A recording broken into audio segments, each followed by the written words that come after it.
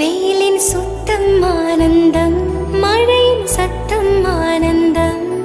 அடமழையில் கூட சாயம் போக வானவில் ஆனந்தம். வாழ்வில் ஓர் ஆனந்தம், வாழ்வில் பேரானந்தம்.